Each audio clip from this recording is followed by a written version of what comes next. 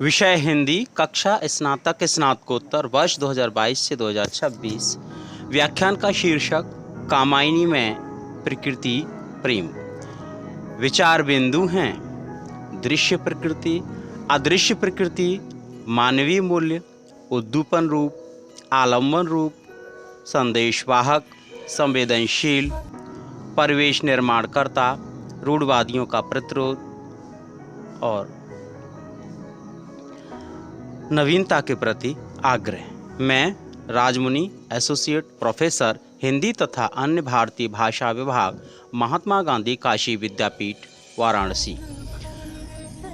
आइए विद्यार्थियों, आज हम आपसे यहाँ बातचीत करेंगे जयशंकर प्रसाद की कामायनी में अभिव्यक्त प्रकृति प्रेम की। प्रकृति और मानव एक दूसरे के बिना वास्तव में अधूरे हैं। मानव के लिए प्रकृति जितनी आवश्यक है, प्रकृति के लिए मानव भी उतना ही। मानव प्रकृति की ममतामयी गोद में जन्म लेता है, उसी में पलता है, क्रीड़ा करता है और अंत में उसी की गोद में सिर रखकर चिर विश्राम पाता है। प्रकृति मानव को जन्म से लेकर मृत्यु तक इतना देती है जिसका वह जीवन पर्यंत शतांश भी वापस नहीं कर पाता है। इतना होने के बाद मानव यदि समस्त प्रकृति के प्रति सच्चा अनुराग भी रख ले तो भी पर्याप्त होगा। संसार में यह देखा जाए तो मानव ही नहीं, ऐसा कोई प्राणी नहीं जो प्रत्यक्ष और अप्रत्यक्ष रूप से प्रकृति का ऋणी न हो। प्रकृति के प्रति प्रेम रखना मानव की मजबूरी नहीं बल्कि स्वाभाविक प्रक्रिया है। मानव के जीवन के विविध रंग प्रकृति के द्वारा ही भरे जाते हैं और संजोए जाते हैं। प्रकृति के विषय में जहाँ लोग गोल मटोल परिभाषाएं देते हैं, उसे जहाँ वे स्पष्ट नहीं रखते हैं, वहाँ एक बात जानना बहुत ज़रूरी है। प्रकृति है क्या? इसका सीधा, सरल और स्पष्ट उत्तर होगा कि पृथ्वी से लेकर आकाश तक जितनी वस्तुएं, पेड़ पौधे, नदी, तालाब, नगर, चांद, सूर्य, तारे, पहाड़, झरने आदि मानव को जो स्वतः प्राप्त होती हैं, वे सब प्रकृति के अंतर्गत आती हैं। प्रसाद की कामायनी में प्रकृति अपने अनेक रूप रंगों के साथ प्रकट होती है।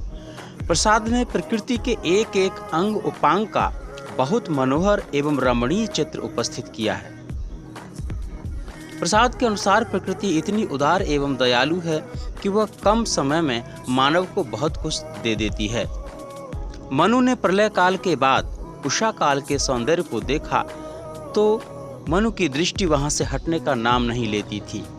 इस प्रकार के प्रकृति परिवर्तन ने बिना कुछ कहे मनु को आशा का गुप्त संदेश दे दिया।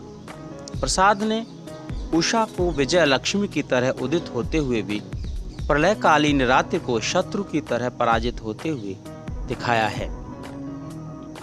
कहते हैं आशा सर्ग में, उषा सुनहले तीर बरसती जय लक्ष्मी सी उदित हुई, उधर पराजित काल रात भी जल में अंतर्निहित हुई। वह विवर्ण मुख त्रस्त प्रकृति का आज लगा है हंसने फिर से, वर्षा बीती हुआ सृष्टि में शरद विकास नए सिरे से। हृदय से बाहर नहीं जाने दिया।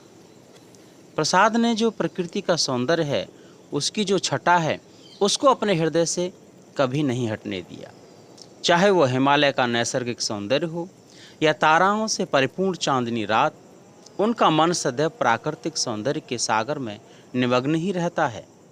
और इतना ही नहीं, जितना प्रसाद का मन दृश्य प्रकृति के सौंदर्य में डूबा रहता है, उतना ही अदृश्य और रहस्यमय प्रकृति के अंदर भी डूबा रहता है।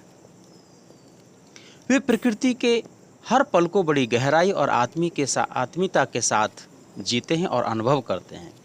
प्रसाद की प्रकृति जड़ होते हुए भी एक सचेतन प्राणी की भांति कार्य करती हुई देखी जाती है, जो मानव को पल पल संदेश देती है। वे कहते हैं आशा सर्ग में ही, धीरे धीरे हिम आच्छादन हटने लगा धरातल से, जगी वनस्पतियाँ अलसाई मुख धोती शीतल जल से। नेत्र निमीलन करती मानो प्रकृति प्रबुद्ध लगी होने, जलद लहरियों की अंगड़ाई बार बार जाती सोने। प्रकृति के समस्त रूप का जो चित्रण प्रसाद ने किया है वह कई मायने में सबसे अलग है। जहाँ लोग प्रकृति के कुछ सीमित दायरे में सिमट कर रह जाते हैं, प्रसाद उससे आगे एक व्यापक पटल पर प्रकृति को लाकर स्थापित करते हैं। यही वजह है कि प्रसाद के प्राकृतिक सौंदर्य में वह सभी चीज़ें देखने को मिलती हैं जो इसे अपनी पूर्णता तक पहुँचाने में सहयोग करती हैं। कवि ने हिमालय की कल्पना को साधारण कल्पना नहीं बल्कि पूरे विश्व की कल्पना के रूप में चित्रित किया है। हिमालय की ऊंचाई इतनी अधिक है कि इसे विधाता की निर्माण की कल्पना कहा जाए तो कोई अनुचित बात नहीं होगी। हिमालय में ऐसे अनेक गुण विद्यमान हैं जो मानव जीवन के अपरिहार्य अंग हैं, अर्थात जिनके बिना मानव जीवन नीरस एवं बेचैन ही रहेगा, जैसे सुख, शीतलता एवं संतोष। इन तीनों को जीवन से निकाल दिया जाए तो जैसे जीवन बिना रक्त के शरीर की भांति दिखाई देगा। प्रलय काल में जब पूरी पृथ्वी डूबी हुई थी तब उसका एकमात्र आश्रय भी वही था, वही शेष बचा था। इसके अलावा उसके पास असीमित मणियां एवं रत्नों का भंडार भी है। कहते हैं कि विश्व कल्पना सा ऊंचा वह सुख, शीतल संतोष निदान, और डूबती सी अचला का अवलंबन मणिरत्न निधान। जिस समय हिमालय की तलहटी में झरने मीठी मीठी कल कल ध्वनि से बहते हैं तो प्रसाद कल्पना करते हैं कि यह कोई साधारण ध्वनि नहीं है बल्कि हिमालय की हंसी है। यह हंसी आकाश के सौंदर्य को देखकर जैसे फूट पड़ी हो। ये आशा सर्ग में है। उमड़ रही जिसके चरणों में नीरवता की विमल विभूति, शीतल झरनों की धाराएं बिखराती जीवन अनुभूत। उस असीम नीले अंचल में देख किसी की मृदु मुस्कान, मानो हंसी हिमालय की फूट चली करती कलगान। संध्याकालीन आकाश में रंगों की अनुपम छटा बिखेरने में माहिर बादलों का तो कहना ही क्या। वे पर्वतराज की गगनचुंबी चोटियों को ऐसे इंद्रधनुषी रंगों से रंगते हैं कि मानो साक्षात पर्वतराज की रानियां उसे प्रसन्न करने की दृष्टि से उपस्थित हुई हों। कहते हैं कि संध्या घनमाला की ओढ़े रंग बिरंगी छींट, गगनचुंबी शैल श्रेणियां पहने हुए तुषार किरीट। कवि ने रात्रिकालीन चांदनी की सर्वत्र फैली छटा और शोभा का बहुत ही मर्म भेदी चित्रण किया है। इस समय मंद मंद गति से झूम रहे चलकर चलने वाली जो वायु है वो मानव को आनंद ही नहीं देती बल्कि उसे ठहरे नीरस और पतझड़ जीवन में गति, सरसता एवं बसंत का संचार कर देती है। इसीलिए जीवन से हताश मनु का मन जब इस हृदय स्पर्शी छटा का पान करता है तब उसके जीवन से आलस्य, शिथिलता क्षण भर में गायब हो जाती है। मनु के जीवन में काम वासना के असंख्य झरने अपनी स्वाभाविक गति से दौड़ने लगते हैं। इसी क्षण वह रंगीन जीवन में चार चांद लगाने के लिए अनुपम सुंदरी की कामना करने लगता है। आशा सर्ग में देखिए, धवल मनोहर चंद्र बिंब से अंकित सुंदर स्वच्छ निशीत, जिसमें शीतल पवन का रहा पुलकित हो पावन उद्गीत। खुली हुई रमणीय दृश्य में अलस चेतना की आंखें, हृदय कुसुम की खिली अचानक मधु से भी भीगी पांखें। संपूर्ण मानव जीवन की दो अवस्थाएं होती हैं, एक तो संयोग अवस्था और दूसरी वियोग अवस्था। जब मानव को अपनी मानवांचित वस्तु और व्यक्ति प्राप्त होती है तो सर्वदा आनंद ही आनंद दिखाई देता है। यदि उसके जीवन में प्रिय वस्तु या व्यक्ति की कमी या अभाव होता है तो उसे चारों ओर कष्ट ही कष्ट दिखाई देते हैं। प्रकृति मानव की दोनों स्थितियों में अपनी अहम भूमिका निभाती है। कामायनी के 5वें सर्ग वासना में जब मनु एवं श्रद्धा का मिलन होता है तो प्रकृति अपने समस्त प्राकृतिक सौंदर्य, पर्वत, झरने, तारे, चांद, सितारे, वायु, सुगंध आदि के साथ उपस्थित होकर उनके मिलन में सोने पे सुहागे का काम करती है। इस समय प्रकृति का रमणीय एवं मनोहर स्वरूप दोनों ही प्रेमियों को चुंबक की भांति अजनबी की तरह आपस में जोड़ने का भरपूर प्रयास करता है। इन मिलन की मादक घड़ियों में मानव के लिए प्रकृति से अधिक सुख देने वाला कोई दूसरा नहीं होता है। जिस समय मनु एवं श्रद्धा का मिलन होता है उस समय कवि की कल्पना सर्वथा दर्शनीय है, देखी जा सकती है। कहीं सूर्य की अंतिम किरण विदा हो रही है, तो कहीं चांदनी रात का शुभागमन हो रहा है, तो कहीं समस्त प्रकृति अपने संपूर्ण वैभव से प्रसन्न होकर अपनी हंसी को रोकने में असमर्थ दिखाई दे रही है। वासना सर्ग में कहते हैं प्रसाद जी, देख लो ऊंचे शिखर का व्योम चुंबन व्यस्त, लौटना अंतिम किरण का और होना अस्त। चलो तो उस कौमुदी में देख आवें आज, प्रकृति का स्वप्न शासन साधना का राज। शिष्ट हंसने लगी आंखों में खिला अनुराग, राग रंजित चंद्र का थी उड़ा सुमन पराग। प्रसाद ने कामायनी के वासना सर्ग में चांदनी के प्राकृतिक एवं विस्तृत स्वरूप की बहुत कोमल, मधुर एवं चित्ताकर्षक ढंग से प्रस्तुत किया है। चांदनी रात्रिकालीन वातावरण दूर दूर तक फैली हुई मानो देवदारू के ऊंचे ऊंचे वृक्ष, पुष्प एवं कलियों से परिपूर्ण लताएं, पर्वत की गहरी गहरी गुफाएं आदि सभी चांदनी के आनंद के सागर में स्नान कर रहे हैं।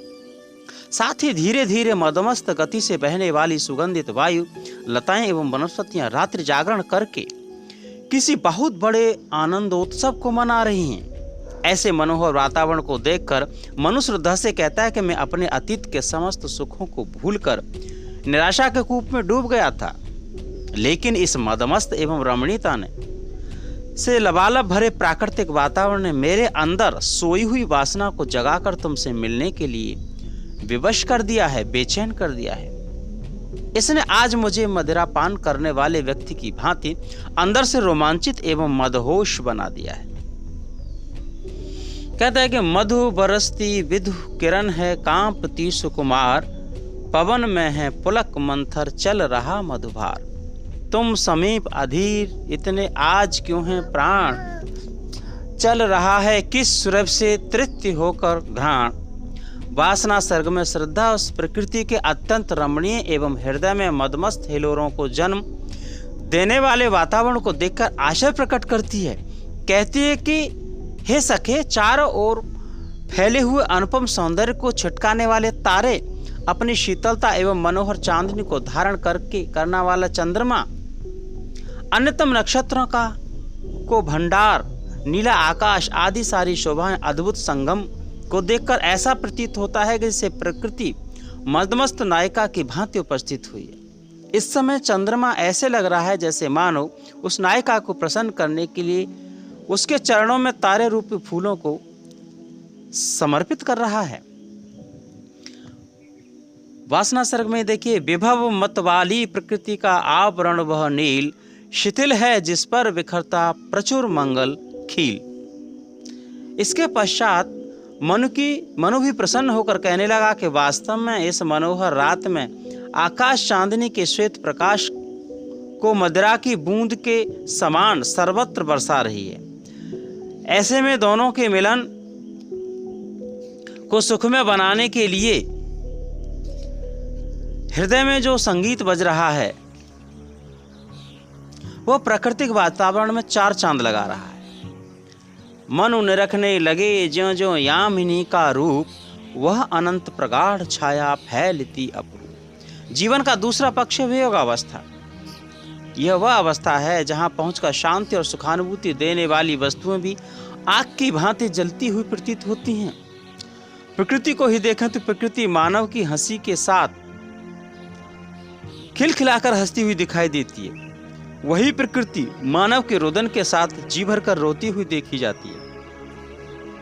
प्रकृति का मानव के सुख में सुखी एवं दुख में दुखी होना यह कोई नया रूप नहीं है, बल्कि प्रकृति और मानव का सचेतन संबंध है जो बहुत सदियों पुराना है। संस्कृत के कवि कालिदास तो प्रकृति और मानव के सचेतन संबंधों को जिस प्रकार से अपनी रचनाओं में अभिज्ञान शाकुंतलम, मेघदूत, ऋतु संहार आदि में प्रस्तुत करते हैं, उसी की बदौलत वह उपमा के सम्राट कहे जाते हैं। उनके यहाँ भी प्रकृति शकुंतला को संयोग के समय फल फूल रस गंध शीतलता प्रेम दया एवं करुणा को बरसाती है। वहीं उसे विदा होते समय प्रकृति अपने पत्ते तक त्याग देती है। पशु पक्षी खाना छोड़ देते हैं और चंद्रमा शीतलता छोड़ देता है। जयशंकर प्रसाद भी किसी से कम नहीं। उनके यहाँ भी प्रकृति मानव के सुख में दुख में बुरी तरह से आहत होती है। स्वप्न सर्ग में जब मनु श्रद्धा का उपभोग करने के बाद उसे अकेली छोड़कर चला जाता है, उस समय श्रद्धा विरह में किस तरह तड़पती रहती है। श्रद्धा का जीवन वियोग की सरिता में तैरता उतराता है, उसे कहीं से कोई आशा की किरण दिखाई नहीं देती है। श्रद्धा की इस मर्म वेदना को देखकर सुनकर समस्त प्रकृति की आत्मा क्षोभ से इस प्रकार आहत होती है जैसे खौलते हुए तवे पर ठंडे पानी की बूंद। संध्या लाल कमल को हाथ में लेकर अपने मन को बहला रही थी, लेकिन न जाने अचानक कमल सूर्य मुरझाकर उसके हाथ से कब गिर गया, अर्थात सूर्यास्त हो गया। इसका उसको तनिक भी आभास नहीं हुआ। जब उसे पता चला तब तक रात्रि हो चुकी थी। अब उसे ढूंढ पाना असंभव था। पश्चिमी दिशा रूपी नायिका की मांग के सिंदूर को रात्रिकालीन अंधकार ने उसी प्रकार समाप्त कर दिया है जैसे किसी सदबा के सिंदूर को काल मेटता है। ऐसे दुखद वातावरण में अब कोयल की मधुर ध्वनि भी बेकार लगती रही। कलियों पर भ्रमरों का मंडराना भी शोभा नहीं देता। संध्या अरुण जलज केसर ले अब तक मन थी बहला थी, मुरझा कर कब गिरा तामरस उसको खोज कहाँ पाती। श्रद्धा का संपूर्ण शरीर वियोग में गंधहीन रंगहीन एवं मुरझाए हुए पुष्प की भांति हो चला है। वह ऐसी संध्या के समान है जहाँ सूरज चांद तारे कुछ भी दिखाई नहीं देता। वहाँ शेष है तो केवल अंधकार।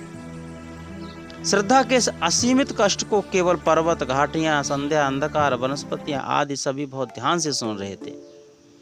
इतना ही नहीं, पर्वत की घाटियां में खड़ी खड़ी छोटी झाड़ियां जैसे उसके कष्ट से रोमांचित सी लग रही थी। संध्या नील सरोवरों से जो श्याम पराग बिखरते थे, शैल घाटियों से रोमांचित नग सुनते उस दुख की गाथा। आज कोयल की मीठी मधुर आवाज भी कठोर एवं कर्कश लग रही है। कुंजों की ध्वनियों में शीतलता पता नहीं कहाँ विलुप्त हो गई है। समस्त लता एवं वृक्षों के फूल पत्ते न जाने कहाँ झड़कर समाप्त हो गए हैं। यह भी मानो मेरे दुख की दुखी होकर ठंडी सांसें भर रहे। आज सुनूं केवल चुप होकर कोकिल को चाहे कहले, पर्ण परागों की वैसी ही चहल पहल थी जो पहले। संध्या काल के समय वनवासियों के द्वारा बजाई गई मधुर वंशी को धुन श्रद्धा के विरह को और अधिक बढ़ा देती। वन बालाओं के निकुंज सा भरे वेणु के मधुर स्वर से लौट चुके थे आने वाले सुन पुकार अपने घर से। श्रद्धा की लाल लाल आंखों में भरे हुए आंसुओं की तुलना उन लाल कमलों से की गई है जो ओस की बूंद की पंखुड़ियों से भर जाते हैं। इतना ही नहीं, उसके नेत्रों में पहले जैसा अनुराग और हंसी और प्रेम नहीं है। वो बहुत बीते हुए जमाने की बात है। अतीत की स्मृतियां वर्षा ऋतु के जुगनियों की भांति बार बार कौंध कर उसे पीड़ित कर रही। अरुण जलज के शोण कोण थे, नव तुषार के बिंदु भरे, मुकुर चूर्ण बन रहे प्रतिच्छब कितनी साथ लिए बिखरे। ये स्वप्न सर्ग में है। कामिनी के अंतिम सर्ग आनंद में जब श्रद्धा एवं मनु का मिलन होता है तो वहाँ सुख दुख छोटा बड़ा अपना पराया आदि को हाशिए पर रखकर अखंड आनंद की प्राप्ति होती है। उसके साथ उस सुखद संयोग के समय कैलाश पर्वत का समस्त प्राकृतिक वातावरण पुनः वैभव के साथ उपस्थित होता है। उस समय पुष्पों की सुगंध के साथ लेकर धीरे धीरे बहने वाली आनंददायक वायु का तो कहना ही क्या। उसमें शीतलता सुगंध मदमस्त गति का ऐसा मणिकांचन संयोग है जैसे अभी अभी सुकुमार कलियों को खिलाकर एवं उनका जीभर चुम्बन लेकर मस्ती से झूमता हुआ अठलाता चल रहा हो। अति मधुर गंध बहता परिमल बूंदों से सिंचित सुख स्पर्श कमल केसर का कर आया रज से रंजित। संयोगावस्था के समय प्रकृति का मनोहर रूप चारों ओर से जैसे अनुपम सौंदर्य की वर्षा करता हुआ दिखाई दे रहा हो। पराग से सनी हुई वायु को देखकर ऐसा जान पड़ता है मानो वन लक्ष्मी ने स्वयं पराग की धूल चारों ओर फैलाकर रख दी हो।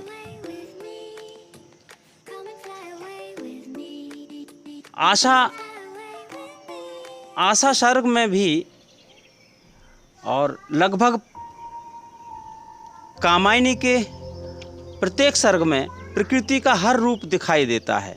तो कहना ना होगा कि जयशंकर प्रसाद ने कामायनी के समस्त कामायनी में प्रकृति की किसी भी अनुपम छटा को अपने अनुभवों से, अपने जीवन से और हम कहें कि मानव जीवन से अलग नहीं होने दिया है। बहुत बहुत धन्यवाद।